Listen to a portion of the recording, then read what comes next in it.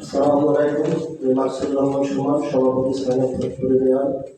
আমি প্রথমে ধন্যবাদ জানাই মোহন ভাইকে গর্বের বাকেরগঞ্জের মধ্যে একটি স্বেচ্ছাসেবী সংগঠন প্রতিষ্ঠা করার জন্য, এবং আমি নিজে গর্বিত আজকে গর্বের বাকেরগঞ্জের সাথে নিজেকে যুক্ত করার জন্য।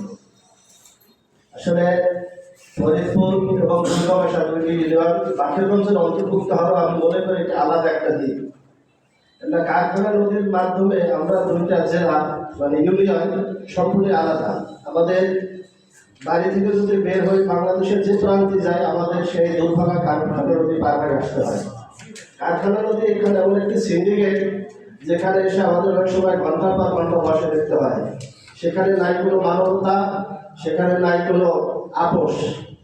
অনেক সময় অনেক রোগী নিয়ে যেখানে যেতে হয়, দেখা যায় ঘন্টার পর ঘন্টা খেয়ার জন্য অপেক্ষা করতে হয়। সেখানে কোনো মানবতা দেখানোর কোনো সুযোগ নাই। তাই আমরা এবং দুর্গাবাসা ফরিদপুর দুটি একদম ভাঙ্গুন প্রকৃতির এলাকা, নদী ভাঙ্গুন, এবং এখানে ভাঙ্গুনের প্রতি বছর এটা আমাদের বাহেরসরে এই সাইডটার উপরে বাকেরগঞ্জ বাহেরসর এবং ওই সাইডে দুর্গাবাসার তেঁতুলিয়া নদী দুপাশ থেকে ভাঙতে ভাঙতে দুটি ইউনিয়নকে একদম সেপ্টা বানিয়ে ফেলেছে। আমি মনে করি এর টোটাল যে অংশ তার 3/1 হয়তো এখন অবশিষ্ট আছে।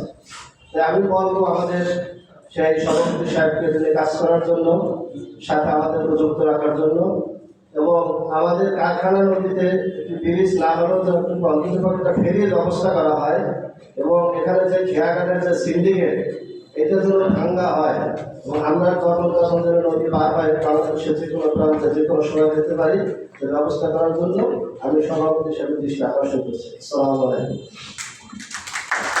ধন্যবাদ ভাই।